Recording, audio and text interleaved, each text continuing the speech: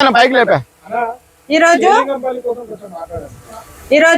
124 division Kukatpally మనము ఎల్లమ్మకుంట పరిశుభ్రత కోసము ఈరోజు బిఆర్ఎస్ కార్యకర్తలు సతీష్ గారి నాయకత్వంలో ఇక్కడ సమావేశం చేయడం జరిగింది.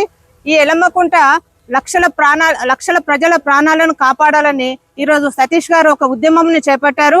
ఇది ప్రజలందరికీ కూడా క్షేమకరంగా ఉండాలి, వాళ్ళ ఆరోగ్యాలను కాపాడాలని వారి యొక్క ఉద్దేశము.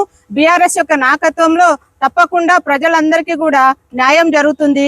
ఈ ఎల్లమ్మకుంటను అతి త్వరలో దాన్ని పరిశుభ్రత చేయాలని కోరుకుంటున్నాము. మన కేసీఆర్ గారి నాయకత్వంలో తెలంగాణ ఏ విధంగా అభివృద్ధి చెందిందో మన అందరికీ తెలుసు. అదే విధంగా సతీష్ గారు కూడా మన యువ నాయకత్వంను మన షేర్లింగంపల్లి నియోజకవర్గంలో యువ నాయకత్వంగా సతీష్ గారు ముందుకెళ్తున్నారు.